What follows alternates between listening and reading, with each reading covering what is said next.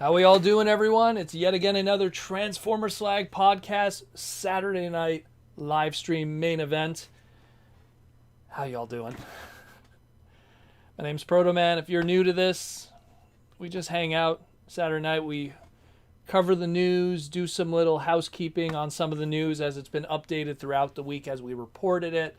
Take some super chats from the fans and the YouTube members, and just relax for the rest of the evening. We try to make our Saturday nights as enjoyable as possible during the craziness that's going on in the world. So then, shall we talk about some news and some updates, and then we'll get into it all, because there's a lot of touchy stuff, to say the least. First things first, let's touch on is our peel to reveals. So,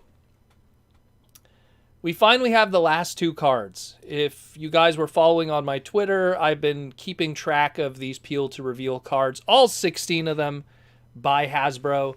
And during this week, Wave 4 has been out there, and people have been finding Wave 4 product, cracking them open, and peeling back those golden disc trading cards. What's up, Damon? And what we got here is the last two ones. And no surprise, just like I said, it's got to be Optimus and Megatron, because they're the only two that haven't gotten 3 cards up to this point. Obviously excluding Unicron, but he's a special case. So lo and behold, we have Nemesis Prime and we got Megatron here. And you peel back their peel to reveals, and we got becomes Nemesis Prime, Herald of Unicron. And the Megatron one is Unite Cybertron under Decepticon rule. Yeah, nothing too amazing. Again, people pointed out how the Nemesis Prime art is just a recycled, cleaned up art of the dead Optimus art and everything like that. But I mean, I'll be honest with you, I'm just happy that these exist. I mean, like, let's just now have the complete list at this point. So here we go. All 16 cards by Hasbro. The unpeeled versions are there on the left. And I just want to take a moment to say, that I liked what Hasbro did here. The pack-in kind of stuff has been kind of hit or miss over the past couple of years. I found that Earthrise with their planet puzzle piece thing was kind of, I don't know. Wasn't really feeling that one. And the blacklight kind of gimmick that was going on with Siege was, again, that's stuff that really ends up in the recycling bin in a lot of ways. I always was a big fan of the trading card stuff, the sticker pack-ins, the comic book pack-in kind of stuff. I've always been a big fan of that. I talked about last week how I really loved how much value you kind of got out of Armada, because you got a figure, you got a mini-con, you got a comic book, and you got a trading card sticker. And that kind of continued on into Energon also, just minus the mini-con. And I liked that a lot, because it kind of gave you a lot of stuff here. And what I liked about these peel to reveal cards were there was a little bit of a story. So it wasn't just a straight up, hey, here's a trading card. It was, here's a trading card, and there's a little bit of an alternate story, a what if you will, in the Marvel flavor of things. And I dug it. I dug it a lot, and, there's people in Hasbro that come to the stream, and I think there's one right now. And, I just want to say, I liked this. I liked this a lot, and I'd like to see more of it. I obviously understand that there's some people that were not a fan of, what was going on with the whole peeling card, and, like, some people end up with 12 Dinobot cards and stuff like that. But at the end of the day, I just thought it was cool. I don't know, maybe it's me. Maybe because I like, collecting trading cards. It's something that's kind of in my DNA, from way back in the day when I was a kid, when I used to collect hockey cards, and then Marvel trading cards, and then Magic the Gathering, and then the domino effect from there. I like trading cards. And the fact that this was a trading card that also had a little gimmick that had a little bit of a story to it, and it was, you could peel it back, and, there's a little bit of a play aspect to it. I dug it a lot. So I'd like to see more of that, or something in a similar nature. I know that when we had Power of the Primes, we had that crazy, like, you get one card of that character and it could be one of 13 different versions. And that was kind of crazy because you weren't expected to get like 13 leader classes of something of the same thing. So they kind of abandoned that one with the original 13 primes and stuff. But I mean, I dug it. I liked it a lot. If they keep it up, I'd be down for that. I think it's really cool. And, it's pretty awesome stuff. Michael Coos says here to the Hasbro folks, how about doing a Kingdom Golden Disc trading card box with more cards? That'd be cool, but then they probably have to allocate individuals who are working on the art and the marketing. I forget who it was one of the girls on the team was the one who was writing all this stuff. I forget her name, but she was the one responsible for a lot of this. So kudos to her, because really dug this a lot. Pretty cool stuff. I dig it. Princeton says here, did anyone get to go to DairyCon today? I wish, Princeton. I wish I could go to DairyCon. But yeah, so I dig it. Pretty awesome stuff. Keep it up, people. And I'd like to see more of it. Now, keep in mind, Proto Man is praising Hasbro with this. But there's going to be stuff, too, that I'm not a fan of. It's a balance of everything in this world. So next up, let's talk about some licensing Transformers stuff. We'll go into that of Mini-Mates. This was a confusing one. Anyone who caught my segment that I talked about this week. Diamond Select and Diamond's Preview magazine finally showed the final product images and the in-hand images of their Mini-Mates 4-pack Series 1 of Transformers, Optimus Prime, Shockwave, Bumblebee, and Starscream. What was confusing was the image that you see on the right was the original preview images from February 2021, a couple months ago. On the left is what the actual product looks like. Now, I don't know why they went with the metallic kind of look. I mean, there's some things that I do like about it, like the Shockwave has the clear hands that are kind of invoking that of the original toy. But then everything else is kind of metallic. We got a gold Bumblebee that's kind of like his G2 colors, not so much like Goldbug, but more like his G2 colored gold Bumblebee. I mean, it's a lot of weird stuff going on. I want to believe that this is going to be some kind of metallic variant that we're going to get down the line, and they accidentally showed this first. And the matte colors that we see here that have been shown to us all this time are the correct ones. That's what I think it is. But I mean, I could be wrong. I kind of dig the matte colors over the metallic ones, but that's here nor there. The one good thing from this, and I'll get into also some of the deeper details, is we did get to see some of the accessories. What's funny is on the back of the packaging, they also show the matte color scheme as opposed to the metallic colors. I don't know what's going on there. But yeah, okay. We get to see that Optimus is going to come obviously with his gun, with his Energon axe. Bumblebee's going to come with his little blaster and a interchangeable head that's going to give him his toy accurate face. So that's a nice little extra touch too. A lot of Mini-Mates come with interchangeable heads and stuff. I know that one of my friends picked up the Avengers Endgame box set of Mini-Mates, and it came with a whole bunch of interchangeable heads and stuff like that with Hawkeye and I believe it was, I want to say it was with Black Widow also, and Nebula. Could be wrong. I'm trying to remember, but they had a whole bunch of interchangeable heads because everyone had those generic, time travel suits, if anyone remembers that.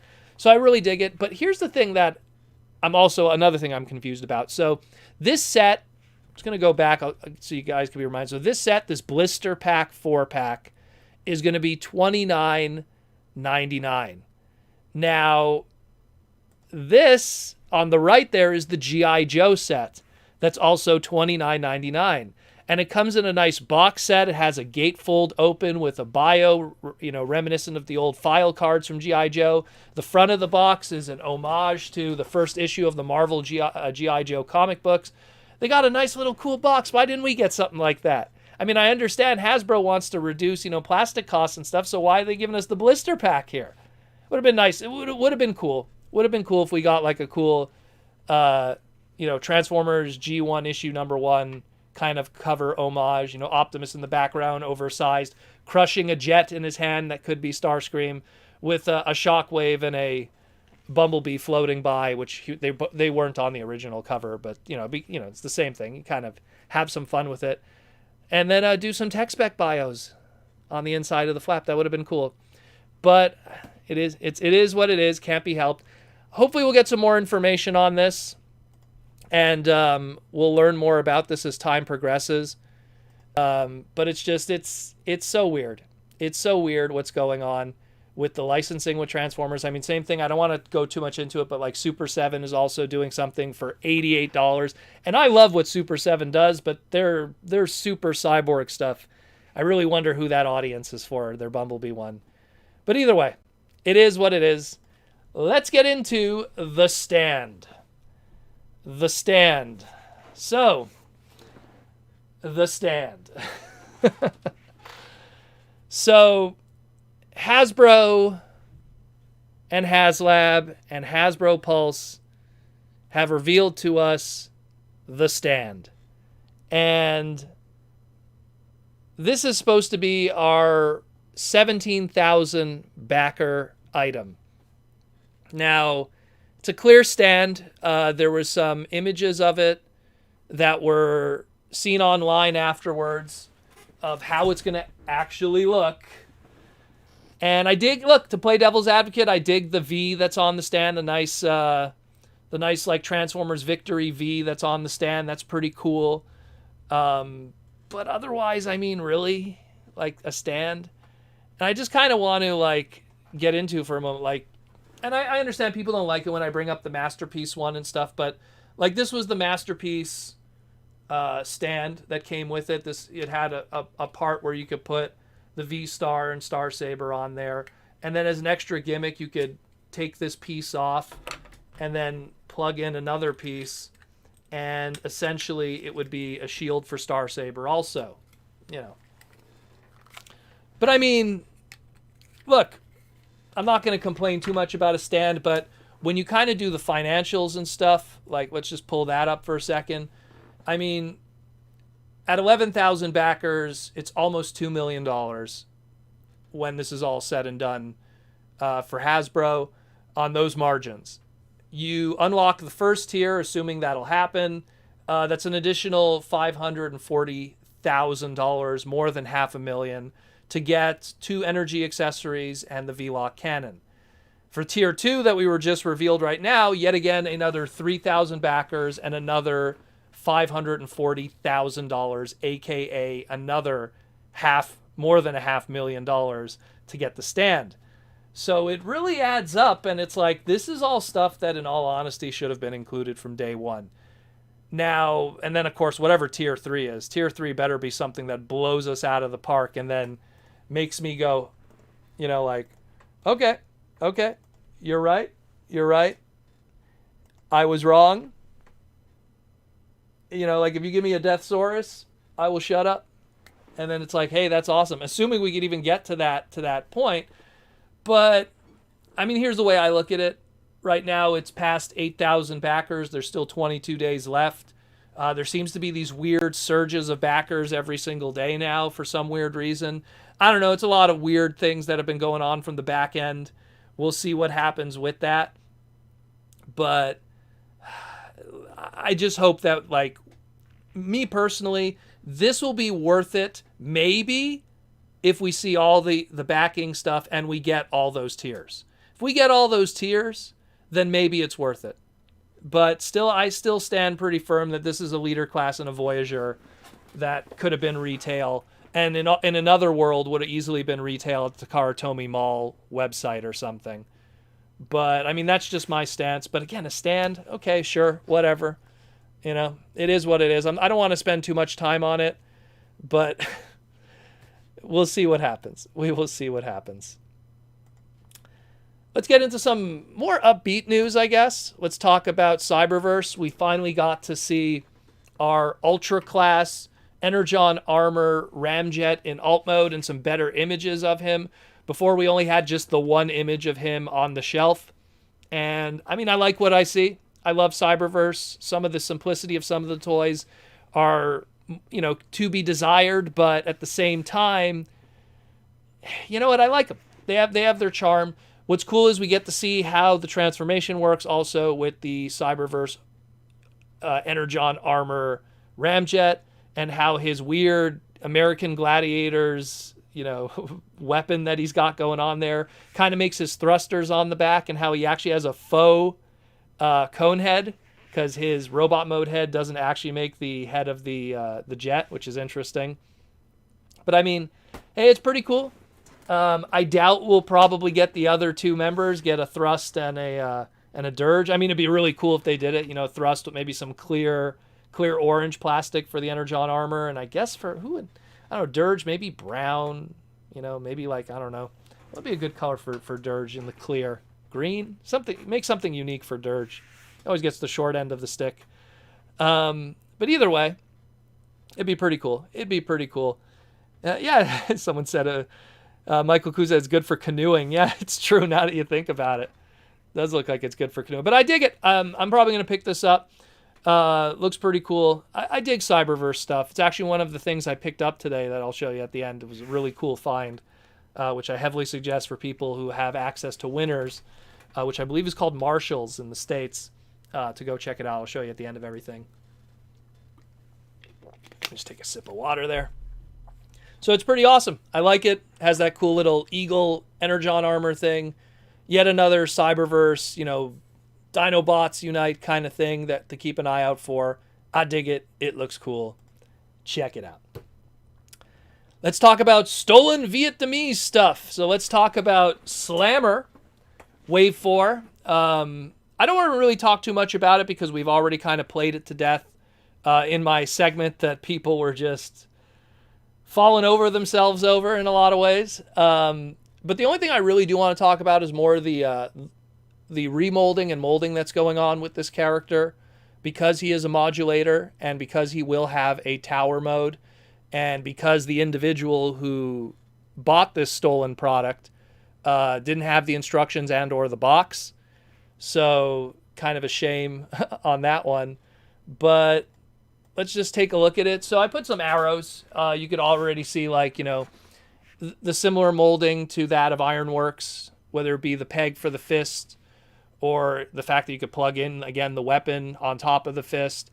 And if you own Ironworks and see how he transforms, Ironworks has a tower mode. So probably there's a lot of similar tooling going on here, and we will get that tower mode that could attach to that future rumored Transformer Legacy, Titan class, Cybertron Metroplex. Supposedly. We will see. But, I mean, if you compare the transformation between the two, it could be done. So it'll be interesting to see what happens with that. I really dig it. I think it looks cool. He's probably going to be one of those you got to pick it up kind of items, because if he's a wave, a wave 4 or wave 5, because he obviously isn't in the case assortment for wave 4, we know that much for Kingdom. But if he's like a wave 5 or like a golden disc collection kind of thing, or dare I say a wave 1 legacy thing, he is going to be something you definitely need to pick up now if you're intending to get that Titan class later. Because I get a feeling when he is out of allocation, when he is no longer in retail, when he is not kicking around anymore, he is going to be a hot ticket item as a companion piece for that Titan class. And we've seen in the past how third party, sometimes they put out something and it influences the secondary market value of certain Transformers. Imagine an official product that affects that. So that'll be pretty cool. Check it out. And that is that, really. And the last thing I want to talk about, and this is again directed at Hasbro, is we've had a bit of an issue recently because a lot of now product that has not been officially revealed by Hasbro, big product, big important product, is starting to hit retail. And I don't know who to really blame. I mean, I don't want to pick on the marketing like I have in the past, the marketing department, but somebody's got to just send some images to IGN News or comicbookgeek.com or even TFW. Put out some official images and get the hype out there before they show up in the hands of, reviewers that pay for stolen product, or alternatively, people from factories who steal product too. Like it's just, if you could put an end to that and be the controller of your own hype and your own marketing, that would be the case. Right here, these are two examples. The individual on the right found Revenge of the Fallen Sideswipe SS78 from Studio Series. Got a little bit of, I guess, driving crotch action. There, he was too excited. He had to open it up right away. Giggity. But anyways, so the point is that, that's there. And it's out there, and we were never told that this was even coming. It was just found because we learned about it because people stole it from the factories and took photos of it or did video reviews. Same thing with the Shadow Panther and the Waspinator. The Waspinator, you would have thought, brand new sculpt, put some hype behind that one. Put some hype behind it. Get some people excited about it. Here's something, you did a brand new sculpt. It's an update from the Thrilling 30 version. Why didn't anyone do something? Why didn't anyone at Hasbro just send, get a guy to take some photos, send along some images to any website? I understand you don't want to do a Fan First Friday. You don't want to put your mug in front of the camera. You don't want to talk. That's cool. I understand there's some individuals that don't want to do that. But at least send some photos to some of the websites. There's some really big websites. IGN News is always looking for something to put on their front page for clickbait so they can make their ad revenue and analytics. You don't think they'd love to have front page news of brand new Transformer product that they could create hype for from a 90s line where I guarantee most of the people that are writing those articles for IGN News grew up with Beast Wars? I mean, come on, guys. Come on. So I just wanted to just put that out there, get that through and just let everyone know, this stuff is out there right now. Wave 4 is out there. I mean, that's how we solved our appeal to reveal trading cards, because all the Wave 4 stuff is out there. And just hopefully, they'll maybe in 2022 they'll get back in the game. Maybe. We'll see what happens. People have been telling me different things from behind the scenes and why it's been like that. But I don't know. An email, a couple of images, a couple of KBs, goes a long way in an 8-hour day work shift. You know what I mean? It really goes down in a long way.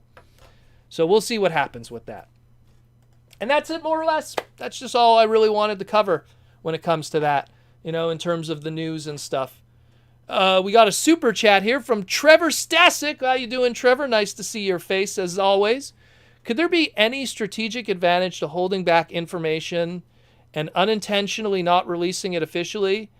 Is it that easy? Is this a strategy? I don't think it's a strategy. Think about it. Unless the strategy is, remember back in the day when people used to go to stores and learn about toys for the first time when they saw it? No company wants that. Companies would love it if they had commercials of their product running 24/7 on television. They don't want that. So we live in a day and age where we have this mastery of social media. I'm just some bum, some hardcore fan who has a decent following and has a decent amount of knowledge of the brand and has worked with the brand. So I got knowledge from that and has worked with very talented people within the brand. And even I know that that's how you do it. And it's not tough to just for a moment, kind of, put out some images.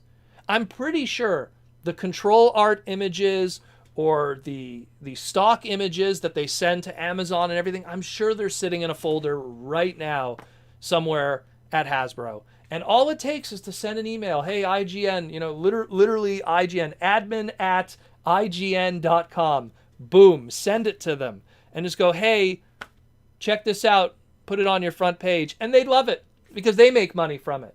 Trust me, Hasbro is not, they're not doing Hasbro a favor. Hasbro's doing them a favor.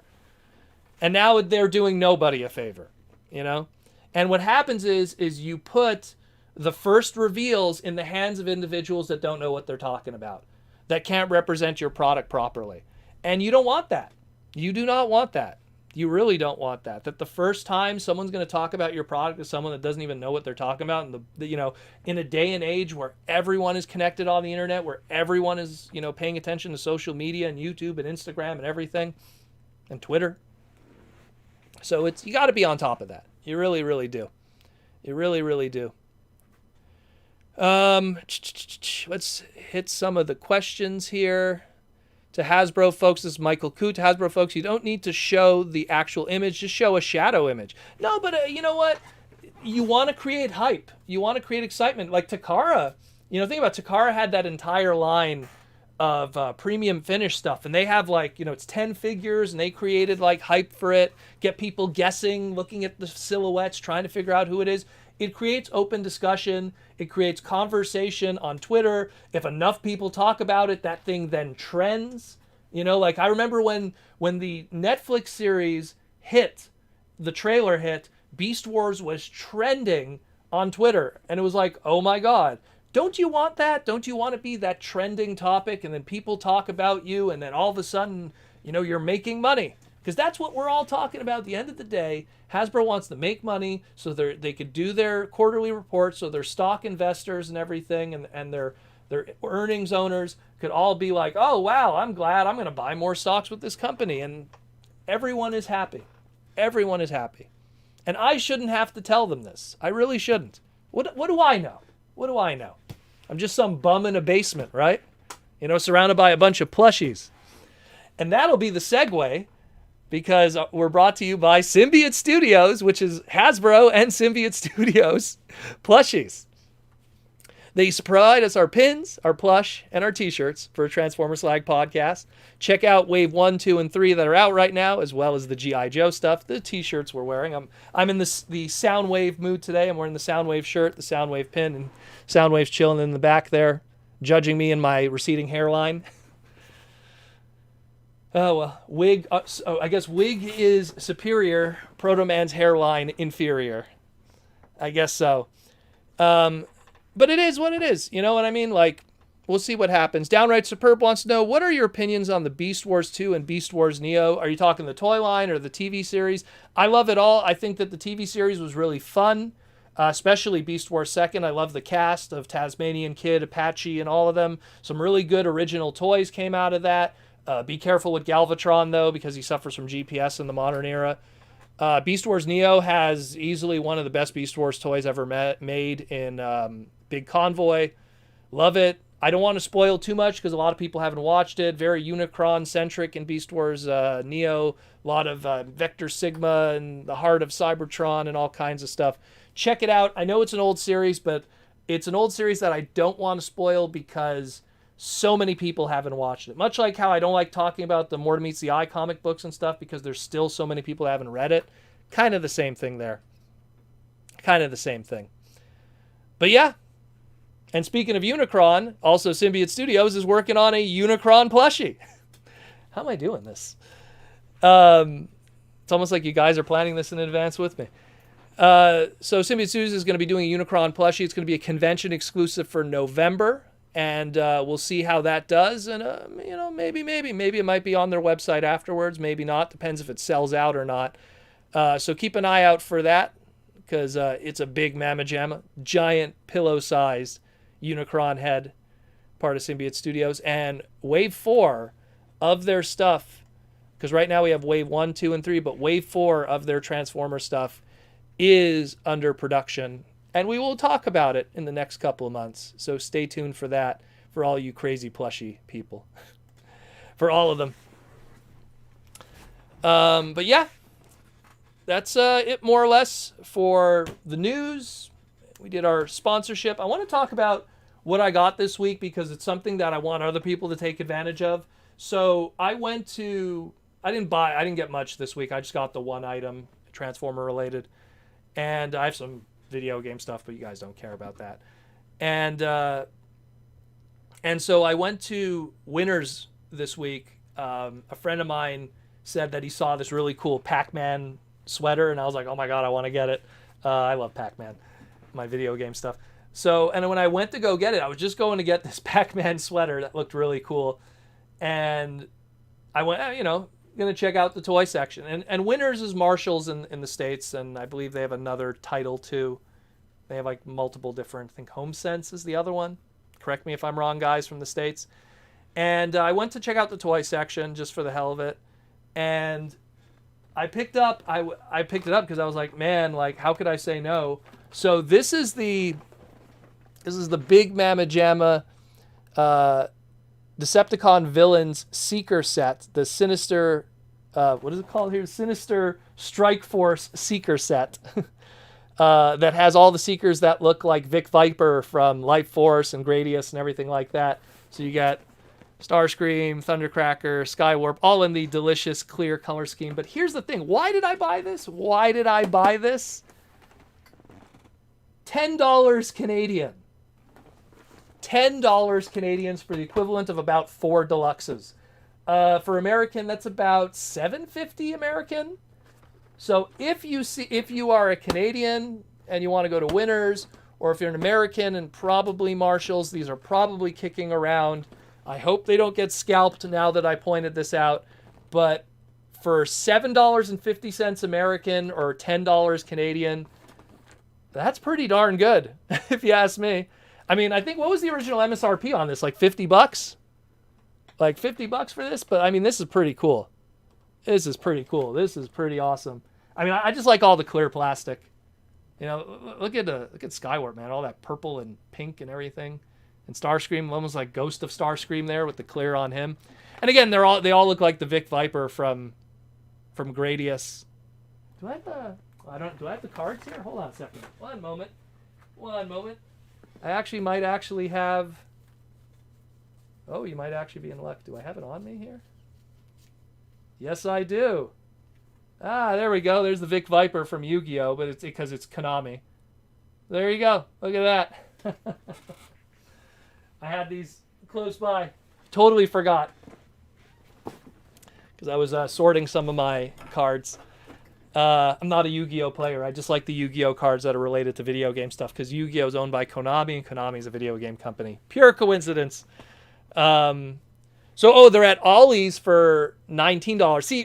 See, if it was 19 Canadian, or 20 Canadian, I don't know if I would have bought it. But $10 for the 4, I can't argue with that. So again, guys, keep an eye out. That's out there right now. Found that yesterday. Yesterday I found that. Totally didn't expect to pick it up, but pretty cool. So if you want some cool Seeker action with a little bit of Nintendo flavor, pretty awesome. And that's it. That's all I got, really. The video game stuff was just little PVC figures, more little odds and ends of crazy stuff that I get. Let's see. Let's look at some of our YouTube members. Who has seen Cyberverse? Does Skybite play a role? Yes, he does. He does play a role in the show. I know he has 2 toys.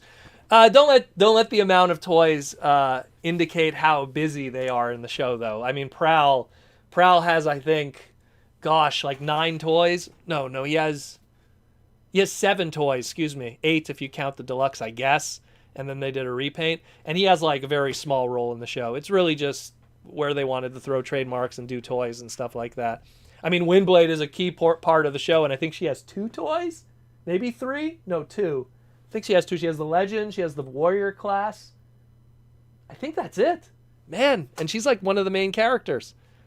So, but yeah, Skybite does play a role in it. And his toy is going to be reissued also in the Dinobots Unite, if I remember correctly. His smaller one, his 1-step or 2-step one.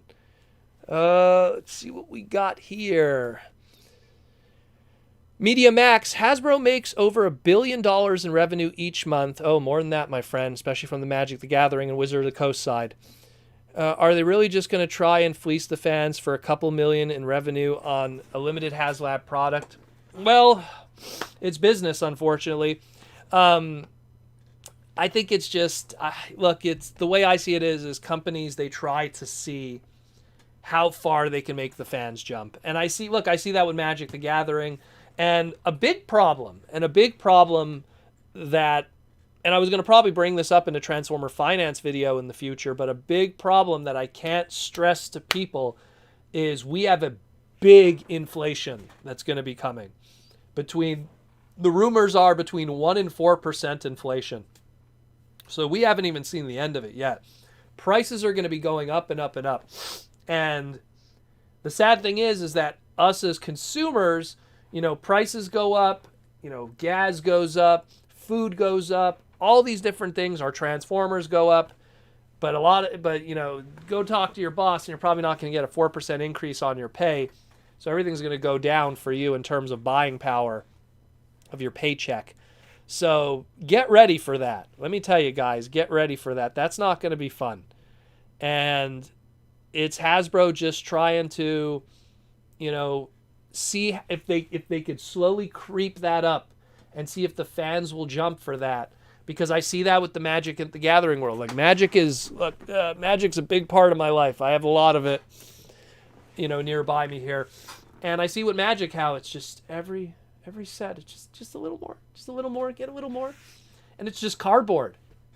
They make zillions of dollars on cardboard. You know that thing that's included for free with like this box is like the equivalent of like 60 Magic cards. It comes for free with a Transformer. But with Magic, they charge for it, So Magic is way more worth it for them.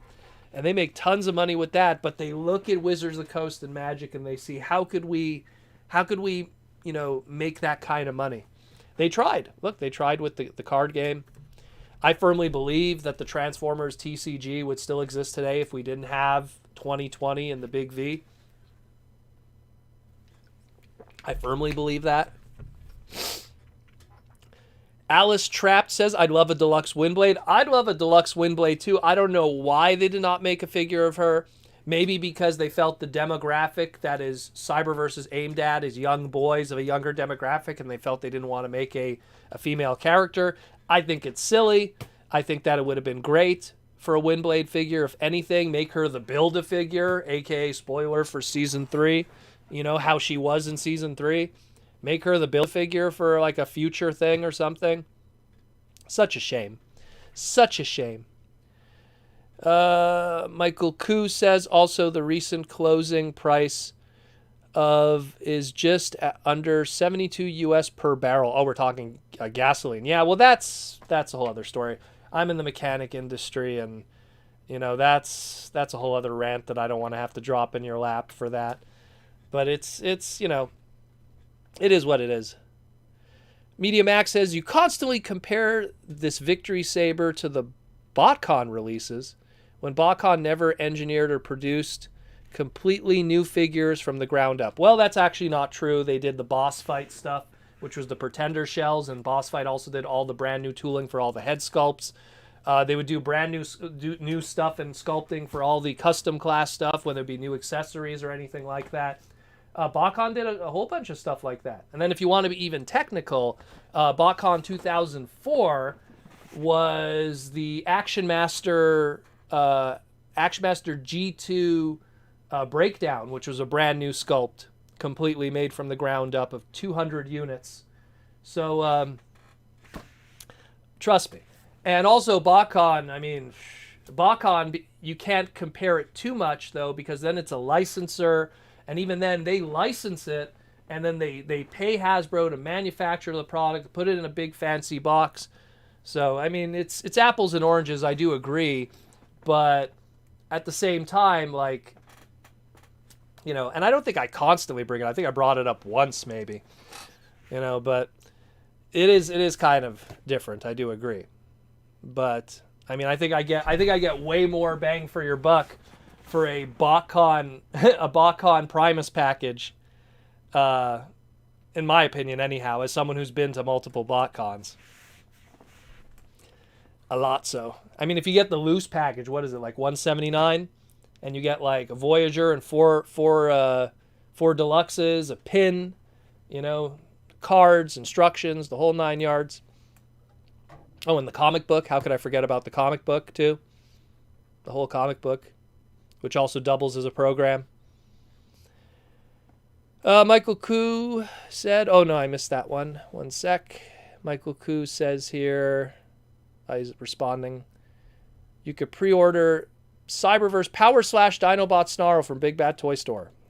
It is out there. It is out there.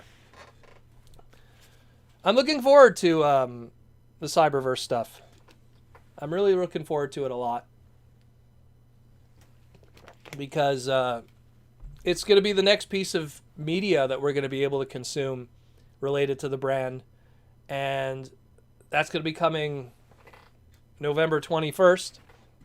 Netflix 2021. So mark your calendars for that, and I hope we get some good toys and a good distribution in retail.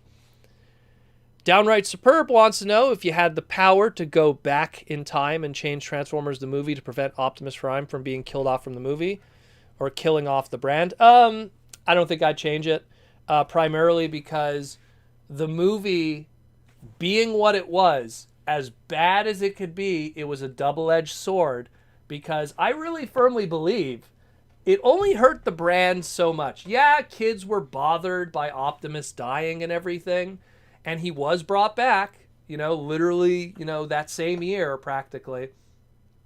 Actually, no, it was 9 months afterwards.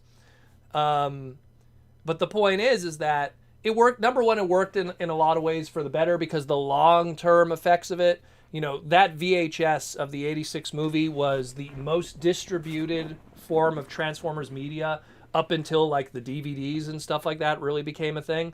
If you went to a video store between 1986 and let's say 1996, it was the Transformers VHS of the 86 movie. Yeah, you might have the FHE, season 1 VHSs too kicking around, but the 86 movie was the one thing that most Transformer product would be.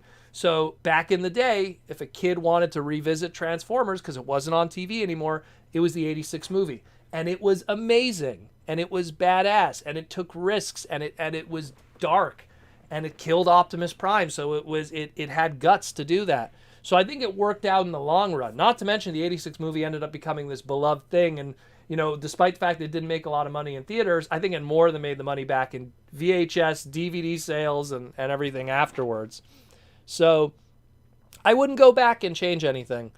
And the truth is, look, in 1987 with Season 3 and Season 4 with 1988, those Ninja Turtles came out that year. 1987, 1988 was TMNT time. And by 1989, Transformers was going to take a step back anyways, because those Turtles were going to take over the world one way or another. Didn't matter. It's the same thing with Generation 2. Generation 2 came out and it didn't matter. Didn't matter what Hasbro's plan was with G2. Power Rangers came out that same year. And it was going to take over the world and be something different. Look, a brand to be that child-focused for 3 years, 84, 85, 86, to still have that 100% focus, not to mention in 1987, the Nintendo boom was going to be coming. Nintendo was going to also, take eyeballs away from the Saturday mornings and onto the video game screen. It's something that I wouldn't have changed anything, because then we would have, as adults, we would have taken away this great, amazing, dark movie that we could look back and go, that's the best Transformers movie. Like Ben just said there. Transformers the movie 86 is the best Transformer movie ever, best movie ever made, in my opinion, and I would change nothing about it. And I agree with Ben. Michael Koo had a super chat also. Is it true that Hasbro and Paramount are parting ways? Hasbro and Paramount right now, well, specifically Paramount, is doing some cleaning up. They're doing a lot of restructuring, and we will see what happens after the Beast Wars movie. Let's just say something is going to really determine the future in a lot of ways for that. Where are we at here? If Optimus Prime wasn't killed off, Japan would never have done God Jinrai, and then we would have never had Victory Leo. Well, you know what? I think what would have happened, oddly enough, is if they didn't kill Optimus Prime in the 86 movie, he would have died in Headmasters, because Japan would have killed him. Because Japan would have been like, we need to sell new product. We need to sell Fortress Maximus in these Headmasters, because Japan killed him afterwards in Headmasters. Spoiler, So Jinrai still would have happened at some point, I think it would. By changing the movie, I feel that what would have happened is we probably would have got what we would have dubbed a glorified, 2-hour episode of Transformers. Optimus saves the day, the Ron Freeman script, the original script, supposedly. According to Ron Freeman, not going to go reach his book right now, but It's something where it's like, you know, he combines with Cybertron, it transforms, and he fights Unicron, and he saves the day. And there's no consequences. Big bad comes, good guy stops big bad, no one dies, there's no, anyone could die kind of thing. Sometimes that kind of stuff works out better in the end. And I mean, look, Wheeljack died, Prowl died, Ironhide died, Huffer, supposedly a lot of off-screen characters according to storyboards, Brawn, Ratchet. Did that stop any of those characters from ever appearing again in later different Transformer lore in perpetuity forever? So at the end of the day, it didn't hurt nobody. And then Sakamoto and the Binal Tech stuff, rewriting and bringing back a lot of those characters anyways in future continuities. So it worked out. Stinkfist69, go ninja, go ninja, go. Secret of the Use. Michael Koo says Transformers, the movie, is an American attempt at an original anime during the 1980s. Well, Toei had a lot to do with it, which was a Japanese company. They did the animation. Fun fact, if you actually freeze frame some scenes of Unicron, you could see that there's animation cells behind Unicron from the Fist of the North Star movie, specifically the backgrounds of like this post-apocalyptic world from Fist of the North Star that it's based in, specifically the 86 movie, because those movies were being made at the same time. And I don't know if it was a mistake or not, but they just put that in the background there. So it was a Japanese company that worked on the 86 movie, and that's why it looked so good. Nelson Shin, who's South Korean, was the director.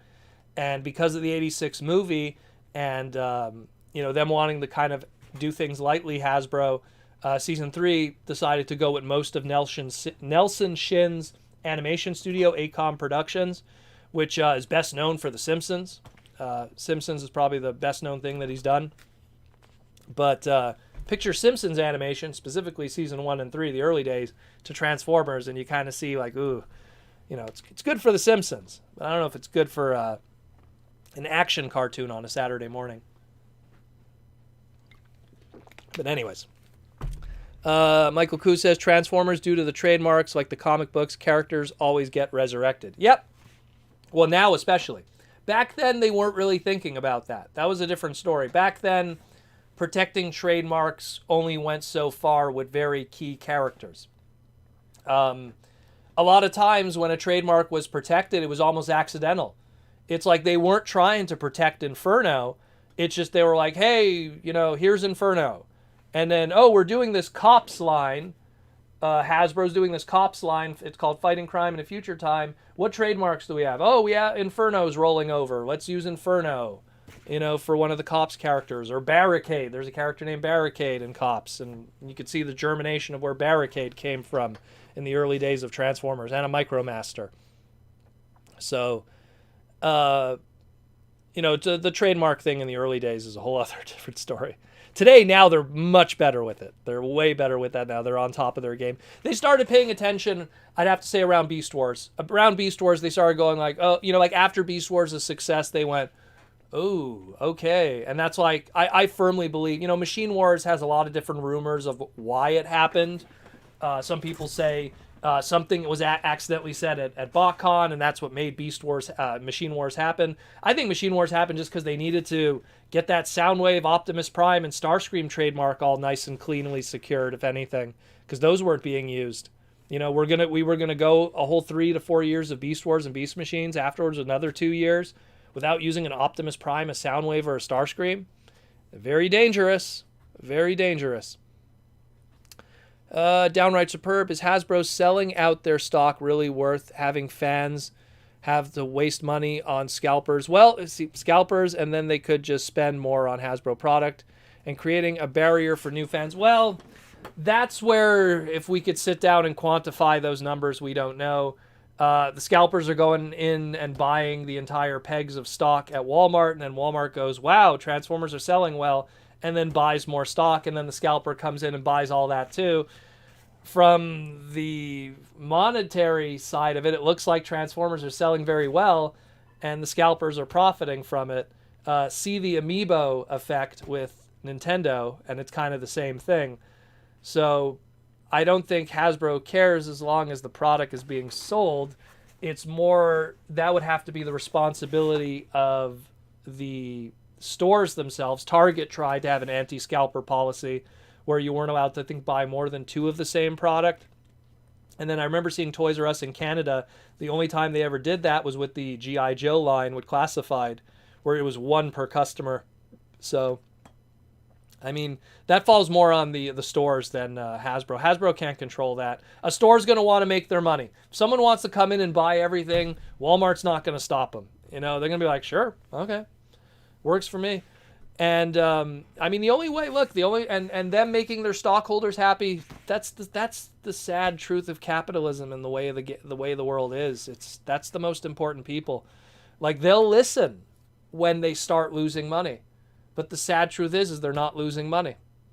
If they are losing money, it's probably from other outside factors, but it's sure not coming from purchases. They find a way to balance that out every time.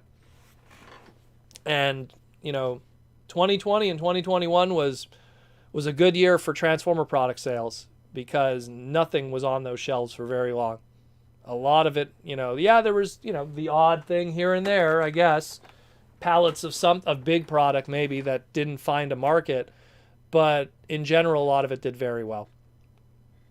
And tons of people complaining to me how there's nothing on their shelves. So, double-edged sword, we get twice the amount of peg warmers. Yeah. And you know what's the worst with that? Let's say they do send tons of product. Let's say there is tons of it there. Then there's peg warmers, and then Walmart goes, ooh, that Wave 1 Kingdom toys that we got, like, I think we have way too much of it now. Ooh, let's not order too much of Wave 2. Then that gets scalped. And let's not order any of Wave 3. So there could be all kinds of different bad timeline situations that happen also. We don't get the win all the time sometimes. Sometimes it's just a headache and we have to figure out a way. Look, me personally, I've seen very little Kingdom product with my own 2 eyes on shelf. Very little. I've been very lucky to get Kingdom product through people like Jason and a lot of fans that help find it for me. They live in areas that are surrounded by like 3 Targets and Walmarts, so they're able to kind of find it. But in general, I've had a terrible time finding it. So I sympathize with you guys. But I also don't go every day. Back in the day, like during like that Energon Armada era, a little bit of Cybertron, I used to go to Walmart every single day, like no joke, because I worked Monday to Friday next to one. And I saw firsthand how sometimes when you don't go every single day, you miss out because like I'll go on Monday and there'll be nothing. Then I go on Tuesday and there'll be nothing. Then I go on Wednesday. Oh my God, there's like Wave 3 of Energon Red Card or something. And I pick up my stuff and there's plenty left over. Then I go back on Thursday. It's all gone. Someone got it all. And then on Friday, there's nothing there. And then on Saturday, there's nothing there. So if you didn't go on that Wednesday, as far as you're concerned, they never had anything. If you like went every Saturday, like what I do now every Saturday I kind of do my toy hunting, you'd think that there never was. Probably my Walmart had tons of Kingdom stock. It's just someone swoops in and gets it all, whether it be scalpers or people that legitimately enjoy the product. It's one or the other, for sure. Let's see. If I had the money, I'd probably buy a lot of them. Stinkfist69 says. Yeah, well, that's all of us. I think if we were all super rich, we'd all just buy a bunch of stuff. Let's see. Let's scroll up to some others here. Elfsbleed says, I've never seen any peg warm in my area, even Cyberverse. Well, again, right now, Transformers is doing very well. Domino effect was it when the big V happened at the beginning of 2020. A lot of people were stuck at home those first few months, either because of not working or because of lockdowns, and they entertained themselves. They went on the internet, they went on YouTube, they discovered new hobbies, and a lot of people were getting into Transformers. They were watching the show for the first time. We can't argue that, even if you don't like the Netflix series, people were watching it So people were getting into the brand, finding new things. I had a guy contact me. I have it on my phone even. I remember a guy contacted me, and he's a guy who doesn't even collect Transformer toys. He's a sneakerhead, which is a guy who collects like shoes and stuff, like limited edition running shoes and everything. And he was like, "Hey, where do you think should be my next thing I park my money into?" Because he's like an investment collectible kind of guy. And he was even thinking Transformers, like, and I told him, like, you got to know your stuff before you get into that, because you're going to lose a lot of money otherwise. So, there's guys too that are trying to look at it as a way to make money. It's a lot changed since 2020.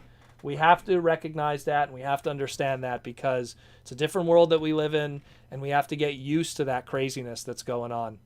We got a super chat from Downright Superb, and super chat wants to know, when will we get the official Transformers VR? Those are showing up. The VR is right now being built and assembled in Saudi Arabia. I actually have an individual on my Twitter, shout out to Rashid. Rashid lives in Saudi Arabia, and he was showing me images of it being built. Supposedly we're going to get it afterwards. It's just being done in test markets right now in, I guess, places like Saudi Arabia that have tons of money and a market for it. So we will probably get it at some point. I mean, we see those VR stations all the time at malls, but I think maybe the VR thing is not rolling out 100% because the world we live in right now. Those headgear, they have to sanitize everything. Who knows?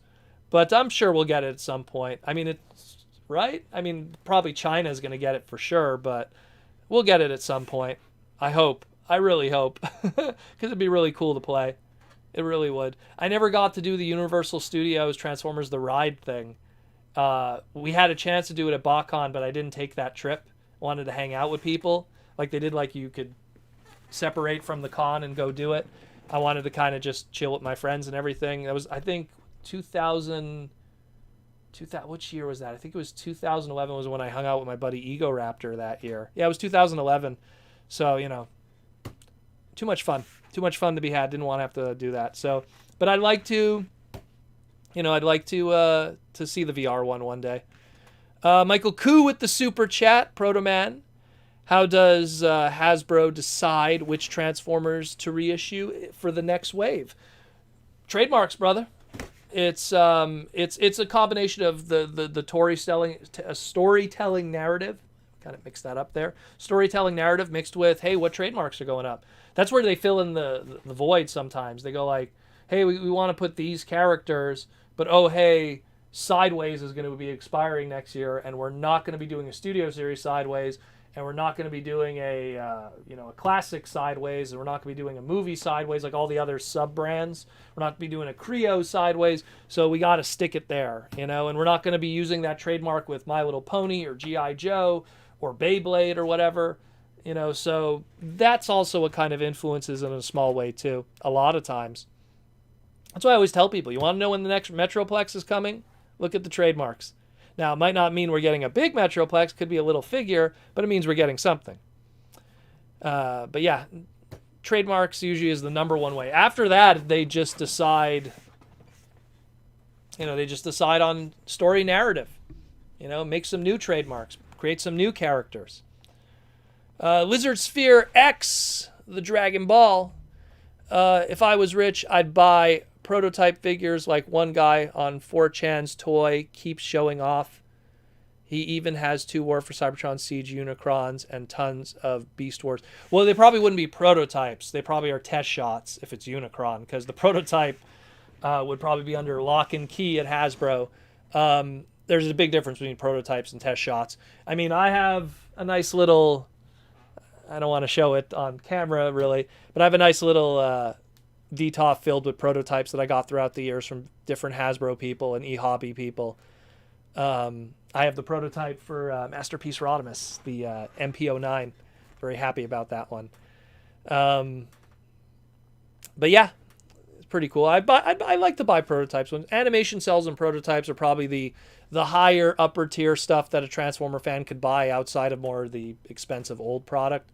Animation cells is something I'd love to get more of, because those are Those are tough. Last Transformer animation cell I bought was episode 1, one of the very first scenes from Transformers Master Force with Metal Hawk. I bought it from Tony Perito at TFCon 2017, maybe 2016. So it's been a while since I found some good animation cells that I really want. Not just like, this is his hand. I have an animation cell. It's a giant cell, and it's just like Bombshell in the corner from Invasion of the Insecticons or something. So I want to get better cells. But yeah, that's something I'd like to get to. Oh, if we were all rich. If we were all rich, my friend. Let's see. To Universal California, their Megatron is hilarious. Oh, I'd love to meet that. I'd love to meet that costume Megatron. That's so cool. I don't know if Die Mooch is in the chat. He was also one of those costume guys at Disney.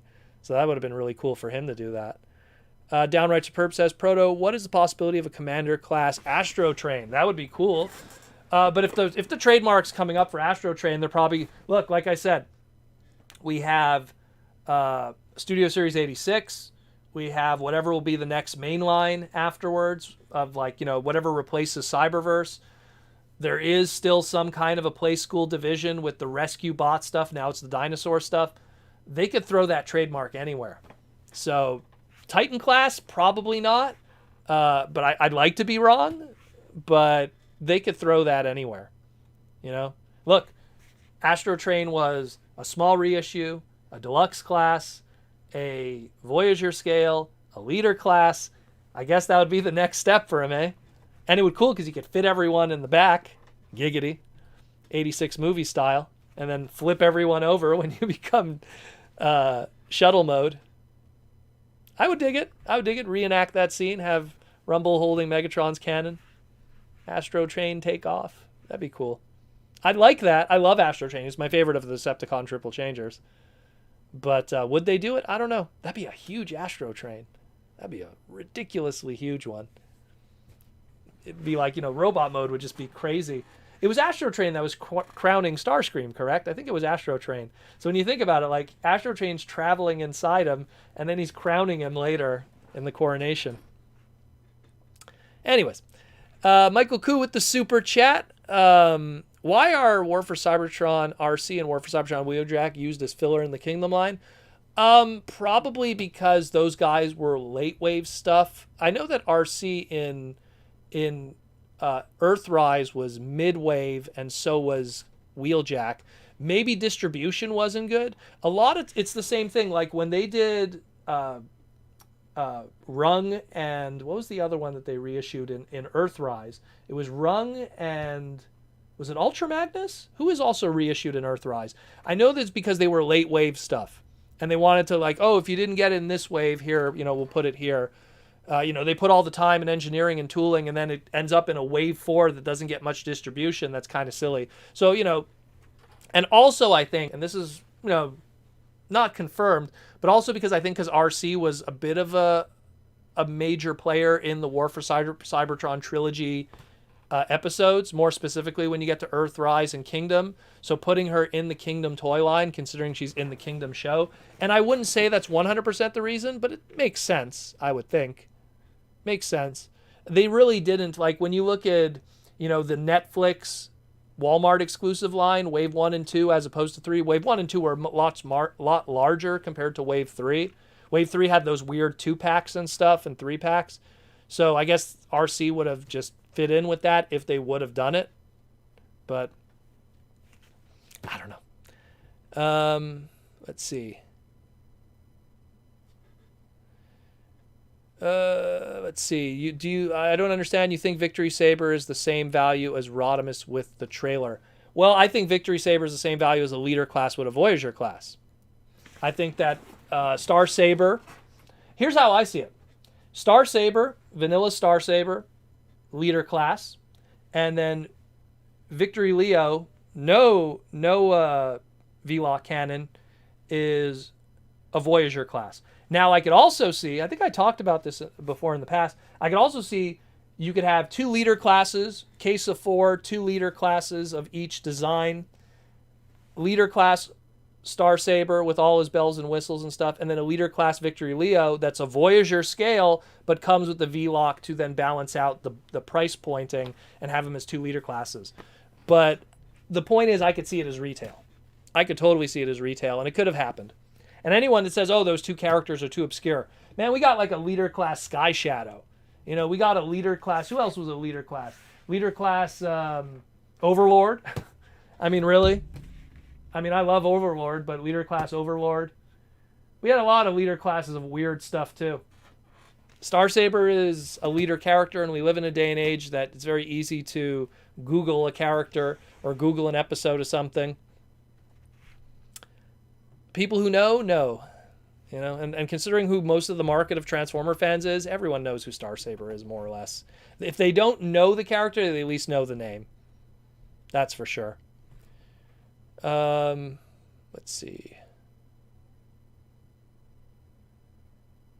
Let's see. Where are we at here? Rung and Smashdown. Oh, wait, where was it? I missed it. Rung and Smashdown were the repacks in Earthrise. There we go.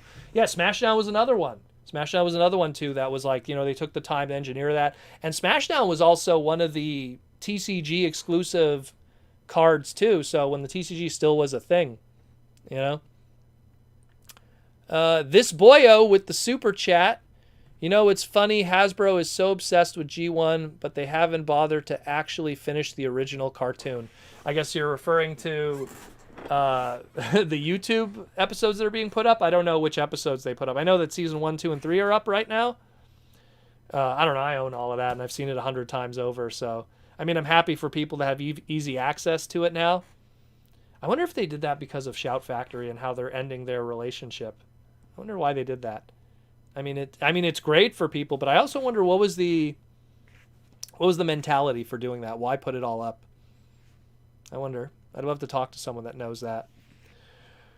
Orlando asks, why does it seem that Transformers HasLab project struggles so much in comparison to Marvel HasLab? Oh, well, Marvel is a whole different audience. Like, every time someone tries to say, well, you know, Galactus was like this and the Sentinel is like that, there's way more Marvel fans than there is Transformer fans. It's just how it is.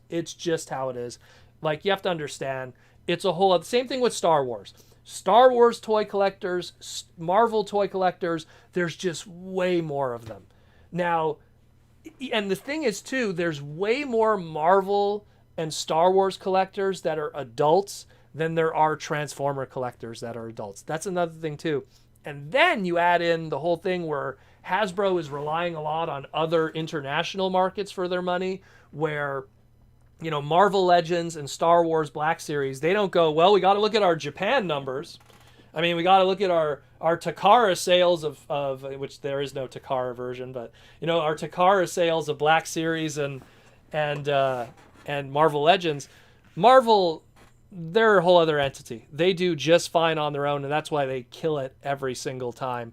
And they got some super talented and great people behind there. I understand all the drama with the knees of the Sentinel and everything, and I don't know why they didn't make it ratchet joints. Maybe because it would have affected the articulation or something. I think it's POF plastic, POM plastic. Should have used some POM plastic, the POM for the knee joints. But those are, actually I take it back, those are unpaintable plastics. So they wouldn't have been able to make it look nice, and then people would have complained about how the purple is off. And I don't know. I don't know. I didn't get the Sentinel. I thought it was cool. I didn't keep up to date with what's going on, but I'm pretty sure there must be some explanation. There must be some logical explanation to why that happened. But two different audiences. Look, I think Star Saber is going to get backed. My only fear, and I'll just pull up the slide is, where is it here, the numbers. I think he's going to get backed. I'm just worried that he might not even get that first tier. You know, look, we need another like 3,000 to get this backed, but we need another 6,000 to get that first tier unlocked. So, unless they do some shenanigans, which I wouldn't be surprised, but unless they do some shenanigans, I don't know. I do not know. Unicron was sketchy with me too. I got Unicron, but sometimes I wonder how that got backed. There's some magical stuff happened there. And that's just my opinion. I know people might argue otherwise, but that's just my opinion. Michael Koo says all the US G1 series is on Hasbro Pulse's YouTube channel now. Okay, cool. Perfect. So you get to watch Season 4's Rebirth, Part 1, 2, and 3, which I do not... Well, watch it for posterity's sake, but it's not canon to my G1. Headmasters is the true sequel to Season 3. Downright Superb says, I just want to say a bunch of talks at fandom are trying to make excuses for disliking G1 nowadays. I don't really see any G1 purists berating others. You know what it is too also, though? I think, look, you can't deny G1's importance to the brand overall. I think that it's a combination of the people that work at Hasbro right now were the people that grew up with Generation 1. So that's what they want to make. But the fandom today, you also have a large amount of kids who grew up with Unicron Trilogy or Beast Wars.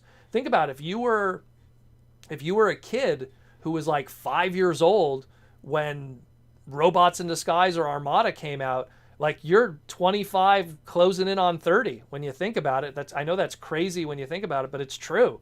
And if you were a kid during Beast Wars, you're in your 30s now, which are prime markets for purchase power and the people posting on threads and forums and everything who have the time to sit in front of it. So it's also other markets and demographics that are influencing it. Look, I feel every brand has its place. I just feel that me personally, who's got to enjoy every brand to the fullest, I like balance. That's me personally. I like balance. I like, give me a little bit of Energon. Give me a little bit of Beast Wars. Give me a little bit of this. Because if you give me I love Beast Wars, my favorite Transformers series. But if you give me only Beast Wars for like 3 years, I'm going to get sick of it. And then I'm going to be like, hey, I want some Energon. I want some Binal Tech. I want some Cybertron. I want some movie. Like the great Dusty Rhodes, famous WWE, the NWA, WCW wrestler. He said it the best, and I quote him every time. You can't miss me if I am not gone. And that's why if you do a nice balance, you miss stuff, and then you want it, and then you have a nice little everything going on. So, I mean, that's what I think is happening, really, at the end of the day. We got a gold super chat from This Boyo. This Boyo, thank you for the gold super chat. What do you mean is that actually giving the original cartoon and what I mean is actually giving the original cartoon an ending. I know Beast Wars told us who won, but I would like how it went down. Yes, also Japanese cartoons were a thing, but still. Well, Rebirth did give kind of a conclusion. Hey, Golden Cybertron, and then it kind of still had a hook at the end with Galvatron and Lord Zarek. To quote Simon Furman, it never ends. And Simon Furman is one of the most important writers in Transformer history. If there's one brand where it never ends, it's Transformers. And Transformers never needs to wrap up. It always has a hook. Look, even at the end of Beast Wars, final scene, the shuttle goes transwarp back to Cybertron, and then they show Waspinator still on Earth, left behind, could lead to something in the future. They always have a hook. There's always a hook. There's always something that could lead to the next thing. And that's just smart, because you never want to just have a beginning, middle, and end. If you're a brand where there's money to be made and something to be successful, you could go on forever. And when you look at the Japanese stuff, Season 1, Season 2, Season 3, Scramble City, 86 movie, Headmasters, Master Force, Victory Zone, story pages of Operation Combination and Battle Stars, and then Operation Combination, the G2 story pages, Beast Wars Season 1, Season 2, and Season 3, Beast Wars Metals, the Japanese version, Beast Wars 2nd, Beast Wars Neo, the Beast Wars movie, Beast Machines, aka Beast Wars Returns in Japan, Armada, Energy. You know what I mean? Like, there's just this plethora of stuff that you could keep going forever and enjoy this brand, and I enjoy it. I love this brand. So you could give something an original, like there was a bit of an ending for G1 with Rebirth, but even then they still left that little hole that they could still do something afterwards if they want to. Giggity. But yeah, thank you for the gold super chat, my friend. Let's see, we got more gold. We have more super chats popping up here. Michael Koo, can the Transformer brand bring back Old Snake? Or is that too much of a crossover for G.I. Joe brand? I think G.I. Joe is going to cross over with Transformers again in the future. I just think it's just a matter of time. I think Hasbro really just wants to build up the G.I. Joe brand before they have to crutch it onto Transformers in a lot of ways. I could see Old Snake happening. Look, we had an Old Snake figure. We had an Old Snake figure from the Transformer Collector Club. So he did come back in a small sense. I have that figure. I love that figure. He's so cool. You know? That was thanks to FunPub owning both the G.I. Joe and Transformer brand on a licensing at the same time. So I could see it happening again, for sure. Those two brands are so intermingled that every 5 years we get something. We always get something. Always. Whether it be a box set or a comic book crossover or even a small little figure that like is part of our main line that throws back. There's always something. We'll always have something with G.I. Joe and Transformers. They are born to be together. Downright Superb with the super chat wants to know Beast Wars could be fresh for years. They evolve with Transmetal 2s, plus Beast Wars 2 and Beast Wars Neo, and non-show characters. Well, look, it's a matter of, you know, how you brand it and label it too, because you could say Beast Wars is fresh for years, but, you know, it gets to a point where it's like, okay, you got Season 1 is Beast Wars. Season 2 is Transmetals and Fusors. Season 3 is Transmetal 2s and that whole thing and involving the Vok more. And then, you know, whatever you want to call Megatron and Optimal Optimus, you know, Spark Sharers, you know. And then what would be Season 4? Would it be some other gimmick? You know, because that's what Transformers was doing for years, Generation 1. Vanilla for 84. 85 was like, hey, Constructicons, Dinobots, you know, gimmicks that involve like electronics, like Shockwave with the and, you know, a walking character and stuff like that, or Omega Supreme with batteries and stuff.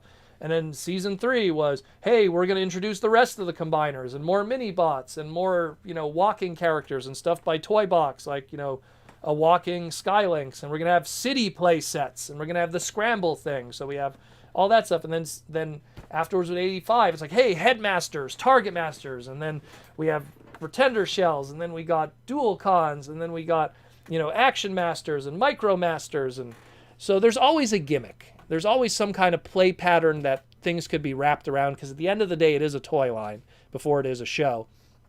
So there's always going to be some kind of gimmick. Look at look at these guys. You know what I mean? Like they have the gimmick with the Energon armor, or they have the gimmick with the combining, or they have the gimmick with what's it called there? What was the other gimmick that they had there? It was like Energon armor, but it was like just regular armor. You know, they always have to have some kind of play pattern that everything wraps around. And in the case now, it's going to be dinosaurs. That's going to be the play pattern. Combining dinosaurs. That probably won't combine except for the individual two-piece combiners. Orlando wants to know, do you think Hasbro will ever start doing original ideas again instead of just releasing updated figures from the old series? They will if sales go down. The sad truth about it is, if it ain't broke, don't fix it. If Hasbro just released Soundwave figures, and every single time those Soundwave figures sold out, they would just keep doing Soundwave figures. We got Beast Wars because G2 didn't do well. G2 did terrible. So they did something fresh and new. They used a whole bunch of new trademarks. They did all this new stuff, and boom, there you go. You know? There you go. Beast Wars was born out of a downtime. So maybe wish for the worst. And if we have a time where it's really bad, we might get something original and creative. That's one way to look at it. We got a super chat from Reese's, who's making me hungry right now for some chocolate. Giggity. Is it safe to assume Starscream's appointed Astrotrain as his short-lived second in command since he was the one crowning him? I imagine Starscream is so arrogant that he wouldn't even want a second in command. He would just be like an emperor, and then everyone would just be under him. And then maybe he would have, like, you know, guys that want to be his advisors. But who knows? I mean, when you think about it, right? Like, after Megatron was downed, Starscream was the one who was commanding Astrotrain to get off Autobot City. You know, so he was the one making all the calls. So maybe Astrotrain is something with Starscream. I would imagine Bruticus would be involved in there too, because those were his creations. Although they kind of have a touchy relationship. So who knows? Who knows? But it's a good observation. Never really thought about it like that, and I've watched that movie 1 billion times. Only a billion. Only a billion. But a good question, Reese. Good question. Let's see. We got a $1 super chat from Detective Ferret. Detective Ferret, ask a question, brother. Ask a question. Don't just donate money. Ask a question, too. I don't want money. I want money with questions. That's the way the super chat should be. I know you want to just say thank you. Just don't even donate again. Just type it, Detective Ferret. Just type it as regular chat, and I'll answer your question. It could be anything at all. A lot of people ask a lot of crazy stuff. Let's see here. Stinkfist69. Ironhide Studio Series is hard to come by and is really expensive. Oh, the secondary market of them, yes. Secondary market of them is, but that's primarily because both the Masterpiece is way out of print now, and now the Studio Series is way out of print. So it's making it difficult to get a lot of those guys. I imagine in the future what's probably going to happen is we're going to have a lot of those early Studio Series stuff is going to go up in value unless Hasbro decides to reissue them or revisit them. I mean, that's kind of what the premium finish line is doing with Takara, but that's the Japanese market and they're way more expensive. They're really nice though, mind you. I like the paint schemes on them, but I think that's the closest thing we have to reissues right now. Maybe one day. The sad thing is a line like Studio Series, which is going to be around for a while, it's something that is going to be a problem later on when people are going to want those older characters, where maybe that's where the Buzzworthy Bumblebee line comes in. You could throw some reissues in there of older characters. Could work like that. But it could be a problem in the future. There's Detective Ferret's question. What G1 figure has the most articulation, and what is the first Ghost of Starscream figure? First Ghost of Starscream figure was indeed technically Ghost of Starscream, which was a eHobby exclusive. And then literally that same year we got, technically, if you want to count, Energon Starscream, aka Night Scream from Superlink, which was the first Ghost Starscream. Or if you want to be really technical, maybe a Waspinator figure, if you want to count that as a Starscream figure. Or a Transmetal Waspinator possessed by Starscream, and that's why he has a jet mode. Most articulation would probably have to go maybe to Shockwave, I want to say. Shockwave or maybe Jetfire. One of those two 85 guys that were not technically Takara engineered. I want to give it to Jetfire. He had a lot of joints. A lot of joints. The original 85 Jetfire. Because as you go along later, it gets a lot more blockier. G2 obviously started doing the ball joints and everything, but I'll go with Jetfire. That's going to be my off the top of my head guess. 1985 Jetfire. Let's see. Next. Ben Williams, have you heard that DJ Starscream, aka Sid Wilson, who is also a DJ in Slipknot, he has TF tats on his hands, and his studio is called Moonbase. I never even knew that. I know of the group Slipknot. I don't know anything of their music or stuff. I know that what do you call it? There's a wrestler in AEW who's a big Transformer fan. He has a Transformer tattoo on his calf that he actually has to cover up for trademark reasons. I forget his name. It's one of the more indie guys. Oh my god, I forget his name. I saw him live before the pandemic broke out. I have some photos of it actually. I posted. WTF at Juan or Juan wants to know. WTF Juan wants to know. Will Hasbro ever do figures of crossovers between Transformers and G.I. Joe based on the Marvel Comics? I wish. I hope. I mean, once in a while we get stuff. We get the what do you call it? The Power Glide repaint. We had the Snowcat from Energon. Once in a while we get stuff. It gets thrown in there. Again, I feel Hasbro is going to do some kind of crossover with G.I. Joe in the future. They are... I mean, I'm looking at all the crossover tomes. Like, I have all the hardcovers. I have the Tom Sicoli one. I have the IDW one. I have the Dreamwave one. I have the Devil's Due one. You know, like, they constantly, every so often, they do a crossover with them. And it's always fun. and it's always good. And I love G.I. Joe. I love the G.I. Joe brand. I wish the rest of the world loved the G.I. Joe brand. Juan is pronounced Huan. I'm sorry. I don't know how to pronounce it. They don't teach Spanish in Canada. They teach French. We don't get Spanish in Canada, which is unfortunate. More languages you know, the better. That's what I always say. I know 3 different languages and 2 other languages, kind of not bad. The more, the better. Slipknot. Let's see. Modulator Beast Wars Waspinator.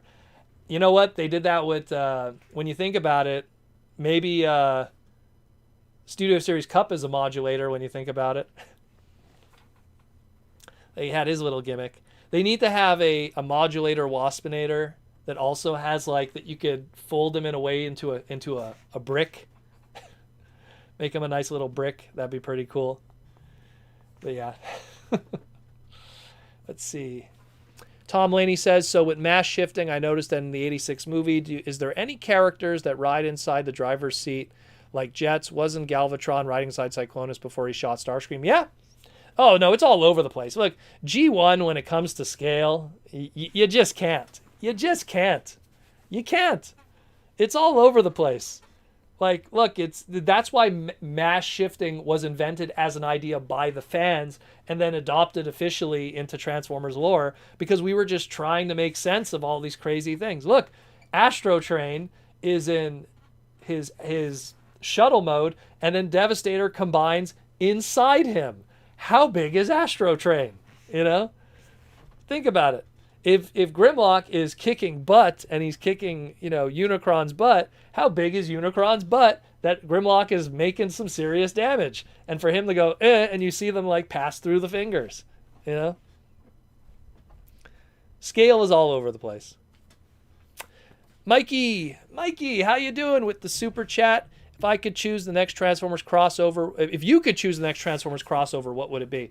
Well, there's what would make sense. I think I've answered this before. There was what would make sense from a business standpoint, and then what I would actually like.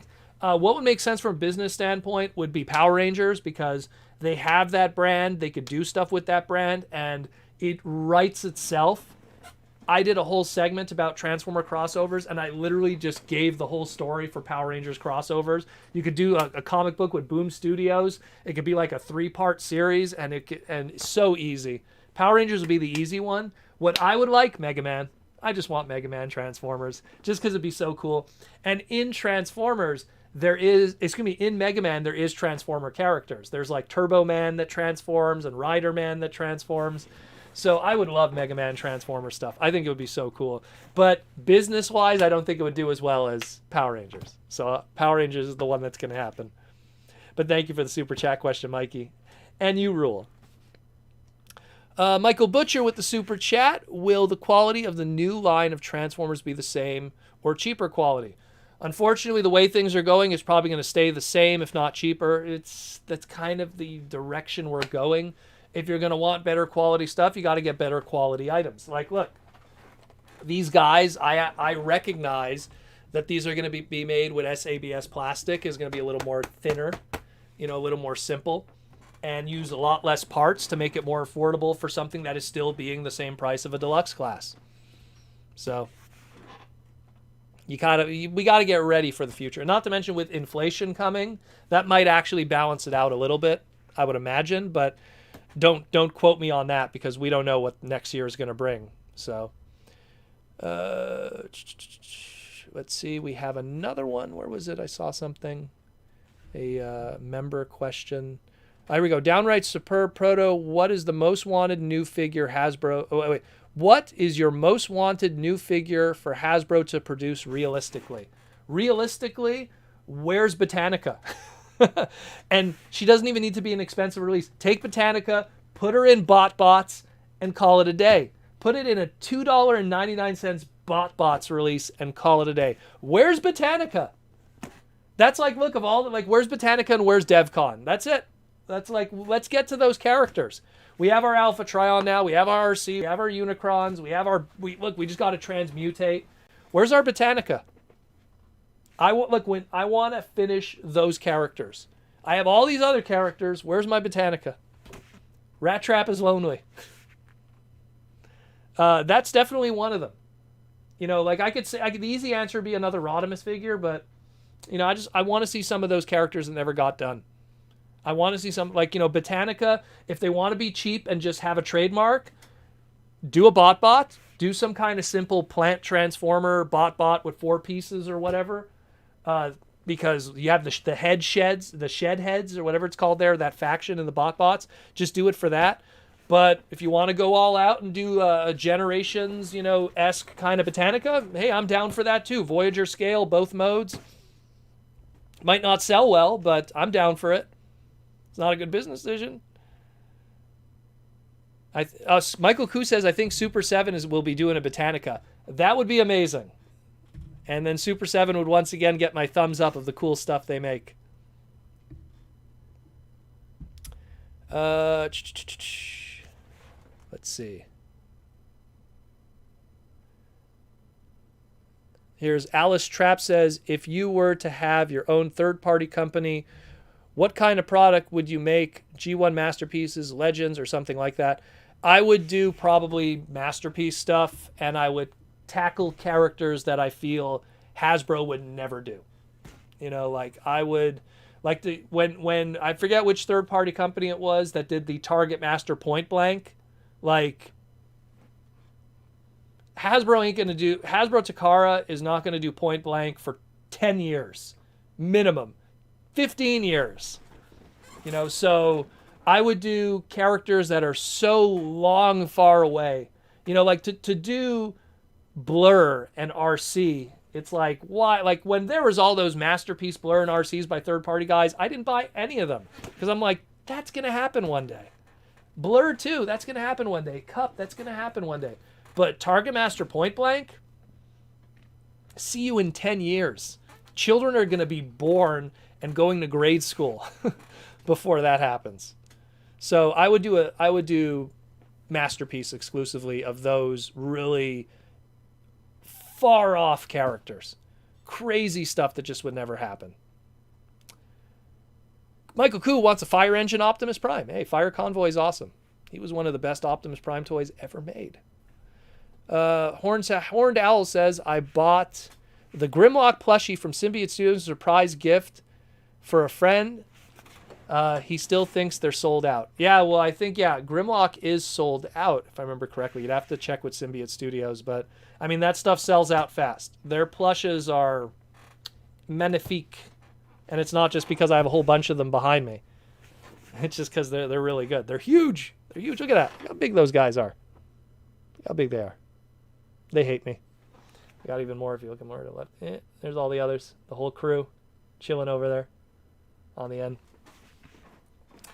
Where are we at? Symbiotes, for me, one of the best Symbiote Studios is done by far. Oh, everyone loves that Grimlock. I think the Grimlock, up to that point, the best seller, I believe, was Bumblebee. And then when the Grimlock came out, and you know what's hilarious? When the Grimlock came out, I was like, oh man, that Starscream's going to kill. That's what I thought. Because, you know, going to TFCon all those years, looking at the girls who love Seeker jets and love the plush collecting, I was like, oh, Starscream's going to kill. But no, that Grimlock destroyed. And the decision to go with the Dino mode instead was a smart move, you know? Media Max wants to know, hey Proto, do you know any Transformer trademarks that are currently held by other companies? Oh yeah, Tidal Wave, unfortunately, is one of them. Talk to the Swiffer company; they have Tidal Wave. Let me think of another one. Hot Rod used to be with Hot Wheels; they got it back. Trying to think of some other ones. Battle Beasts, which is technically part of Transformers, that's with Diamond right now. And, man, you're putting me on the spot here. I'd have to check the U.S. Trademark Office and see what doesn't exist anymore and then where it is. Because that's a tough one. Hasbro was really good. Like, literally the past 10 years, since the 2007 movie, they've really gone out of the way to get everything back home. You know, like the fact they got Hot Rod back. Hot Rod was a struggle to get that from Mattel. That was a tough one. So I don't know. I'm sure there's something, but I don't know. We'd have to look it up. But I know Tidal Wave is one of them. Right now, the Swiffer company that makes the brooms and stuff, they have the Tidal Wave. Look it up. It is what it is. Hey, look, Armada came and went. There was an Energon toy, and then there was a 2009 Tidal Wave Revenge of the Fallen toy, and that was it. You know? Stinkfist69, do you have any Beast Box figures? I'm going to start collecting the line of figures, and they're cool looking. Keep it thick. I've seen the Beast Box figures. I believe it was Pia that was sharing images of them. I really like the Ninja Turtle one that they did. That one looks really cool. That one actually caught my attention. They look cool, but it's just, if I had all the money in the world, I would buy it. But money in space, the plight of every collector in the world is money in space. And space is a premium, and money is a premium. So I'll just enjoy them through you and everyone else who enjoys it. Maybe I'll get the Ninja Turtle ones one day if I could find them on the cheap. Or if they fall. When I go to conventions and you see them on someone's table and they're like 50% off, then you go like, ooh, go down that rabbit hole. You know? Titans Return Tidal Wave too. Yeah. It's true from the broadside mold. Do you think Hasbro will actually make an effort to get those lost TMs back? They do. They constantly do. The problem is that if someone has those trademarks, it is very tough to get it from them. They have to wait for a trademark to lapse. And then when the trademark lapse, it goes into a purgatory period of 1 year. Or no, 1 year, 8 months, excuse me. And then where pretty much the company is reminded, hey, this is going to expire. Do you want to refresh it? And if they go no, then it sits there for that 8 months. And then when it dies, then people could swoop in. That's what happened with Hot Rod. You know? And they did it with Hot Rod. And then the first thing they trademarked with that Autobot Hot Rod was the UK releases of the Robot Heroes. The Robot Heroes in the UK were done individual blind packs. And Hot Rod was an individual blind pack with a trading card that said Hot Rod. And that was the very first return to Hot Rod. I'll never forget that. I want to say that was 2011. The return to Hot Rod.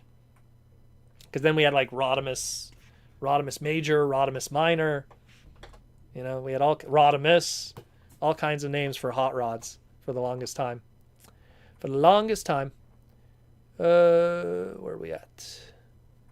I have Huffer. Who said I have Huffer? I have Huffer to what? Everyone loves Huffer. I love Huffer. I love all the mini-bots. Mini-bots are so cool. What? We only have 13 minutes left? What is going on today? Holy moly, time flew today, man. Man, did we do a lot today. Hot Rodimus. Well, that's Japan. I don't think they never used Hot Rodimus here. They never used Hot Rodimus in America, but Hot Rodimus in Japan, yes. And, of course, Hot Shot, technically. The Transformers War for Cybertron DS versions used Hot Shot for Hot Rod. So, trademarks for Windbreaker and Erector. I don't think they'll ever get Erector back for obvious reasons, not because it's lost. Even though Erector sets by Meccano probably would get in the way of that too, I would imagine. But I think there's other reasons why Erector isn't happening. Windbreaker, probably they're trying to get it back if they already have it. I'd have to check with Windbreaker. That's another one. You got your Maximal Grimlock and Mirage. That thing is amazing.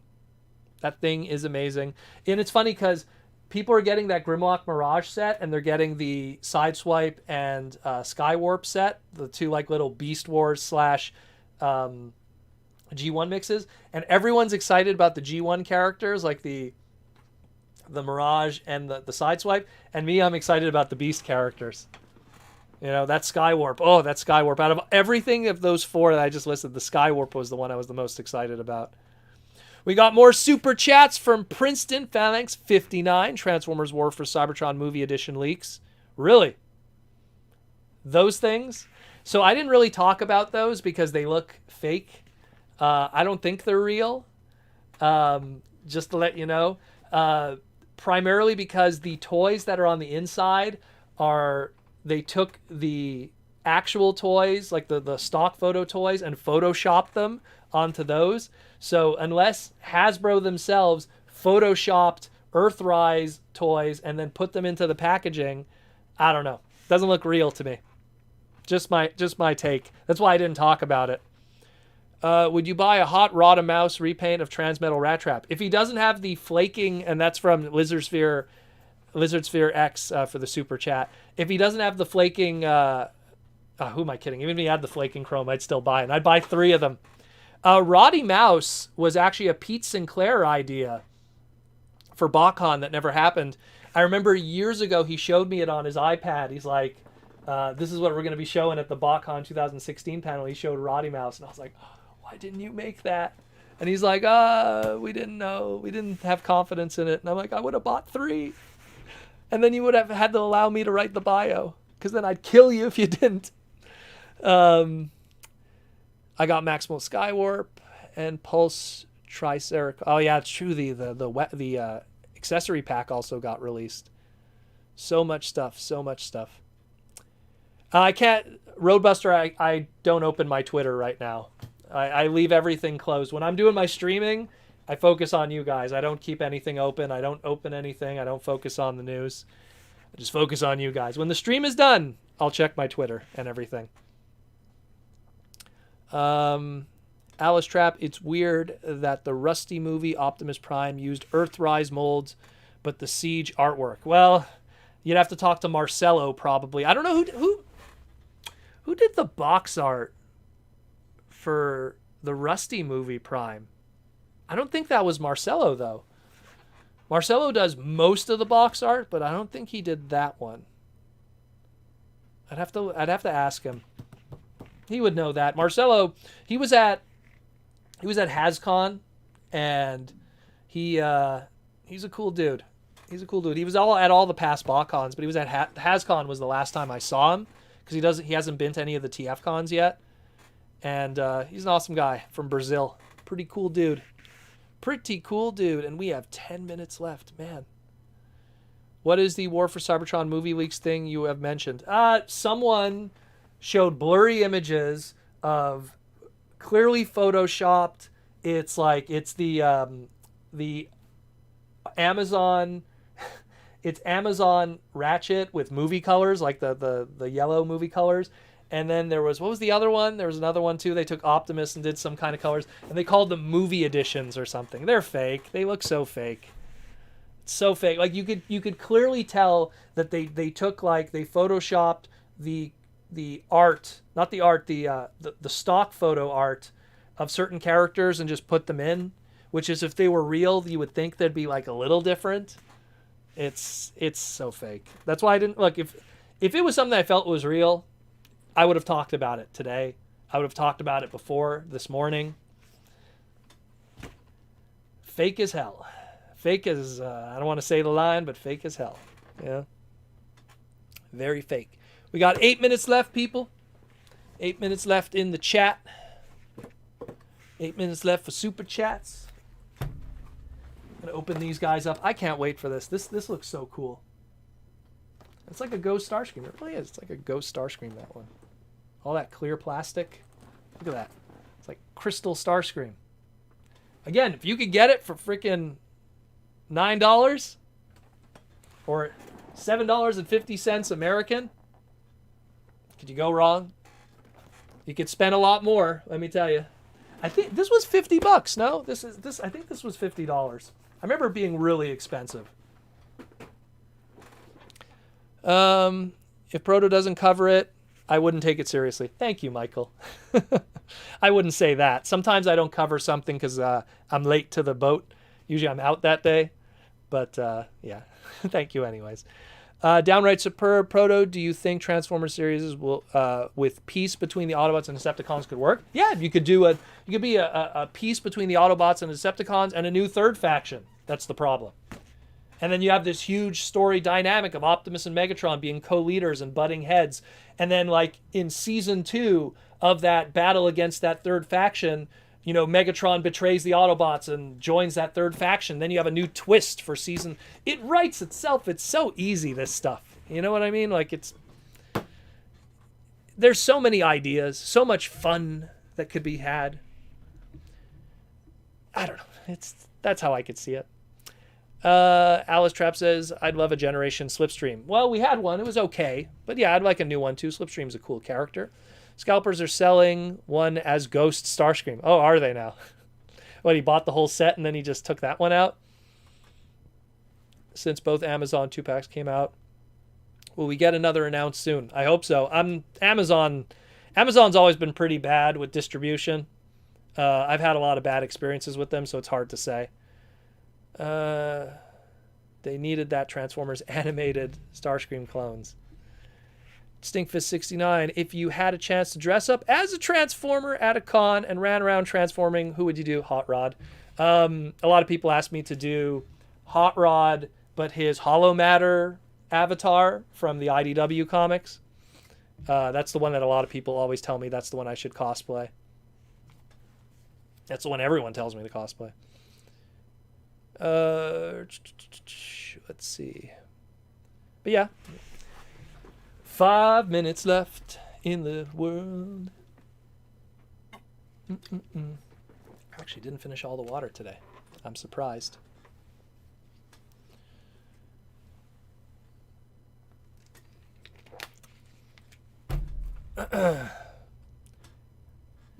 Slipstream was a fan created. The history of Slipstream is funny because many years ago there was someone in the fandom, very well known fan in the fandom, the old fandom, named Raksha, and she conceived a character called the Lady in Purple. She saw one of the purple generic seeker jets in the background. She paused at that one moment, and I think it was More to Meets the Eye Parts 2. And one of the seeker jets, because of the way how bad the animation was, and it was like, you know, she looked thinner and it looked like a female version almost, you know, because she said like, oh, well, look at the proportions on this one. It's clearly a female seeker jet. And she called it the Lady in Purple. And that kind of spawned this purple female seeker jet. Fast forward to Derek Wyatt creating a female seeker jet. Slipstream wasn't her name in canon at that moment. It wasn't ever mentioned in the animated show. Only afterwards did we learn it was named Slipstream. Then we got the Generations toy named Slipstream. Then we got the Transformer Collector Club toy named Slipstream. So it all kind of started from there. And that's the history of the female seeker jet. Downright Superb wants to know why our Netflix series is so bad. Reminds me of the horrible modern Star Trek series. Well, it's probably due to budget. Budget and time. When the budget isn't good and you're stressed for time because you need to meet that Netflix deadline to put out your binge-worthy series, that's usually it.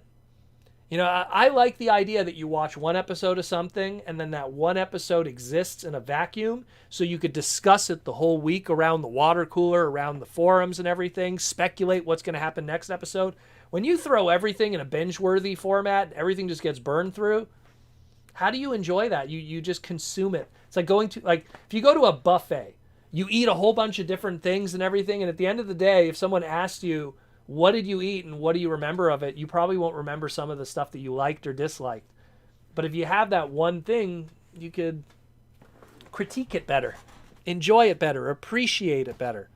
Imagine if Beast Wars Season 2 was binged and that one episode, Code of Hero, was just one in the road of episodes you just binged through. No one would celebrate it as much. I know that for a fact. J.R. Mina from the Philippines. How you doing, my brother? Hey, Proto. Hi, everyone. How y'all doing? Good morning from the Philippines. How you doing, my friend? So, Proto, what's for dinner?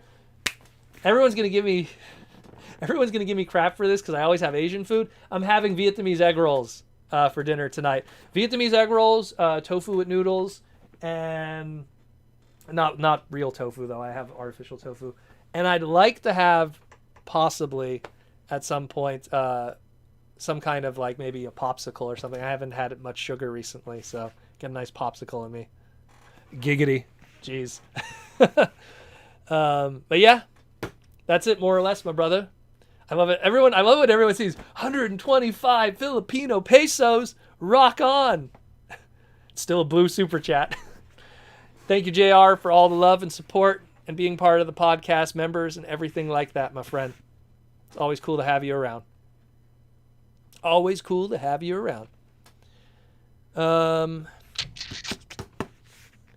We got 1 minute left, so I will take a non-super chat question. And the non-super chat question will be from ProtoSilver97. And it will be, if there was a Transformers fighting game, who would be the ideal roster and boss fight? Well, again, there's the easy one, which is just go with the Legendary 7 of G1. Obviously, you can't have Devastator. Throw in a couple female characters out because the Legendary 7 doesn't have female characters. So like an RC, a Windblade, because those are like the top ones now. Maybe you do a Evil Decepticon female character. So maybe, don't have Slipstream because that's too many jets, but maybe throw in Nightbird, And then that'll be like 8 right there, 8 to 12. Then you'll have your boss characters. So obviously you're going to have Decepticons and Autobots, so you can't have Megatron as the boss. So you want to have Unicronian characters. So Megatron is a character, but then you have Galvatron, could be a sub-boss, and it'll be a Galvatron 2 from the future, and then some form of Unicron done Marvel vs. Capcom oversized boss style. You fight his fist and face, like Apocalypse or Onslaught back in the day for people who know what I'm talking about, 90s fighting games. Marvel vs. Capcom. So that'll answer that question. I was talking about fighting games and Transformers not too long ago with someone on Twitter because we were talking about like how there hasn't been a 2D fighting game in a long time for Transformers. It's always been 3D stuff. The very last one and the best one was the Beast Wars one on Game Boy. That one's amazing. Amazing. But anyways, that's it for the stream tonight, everybody. Thank you everyone for coming to the live stream. Again, thank you for Symbiote Studios and Hasbro for sponsoring all the craziness we do. Check out Symbiote Studios, symbiotestudios.com, and all their plush pins and goodness. Bang, bang, and wada bang, bang over there. Thanks again for everyone who's super chatted and all my YouTube members. Again, if you want to be part of the Transformer Slag podcast, support us. Let us know that we're doing a half-decent job with the daily craziness. Patreon.com/Protoman, or you could hit that join button and be part of the YouTube membership and join the craziness here. But thanks again, everyone, for coming. Thanks, everyone who supports the podcast and comes out. We peaked out today at about 170 people. So that's pretty darn good for a guy to yap about 2 hours of Transformers all alone. All alone. Have a great week, guys. Super awesome. Hopefully we'll get some new news and everything like that. It's always awesome to talk about Transformers with you dudes. So, and dudettes, because Mikey's here, and some of the Hasbro people. I know I saw Aaron at one point, and John. Either way, take care, guys, and as always, roll out.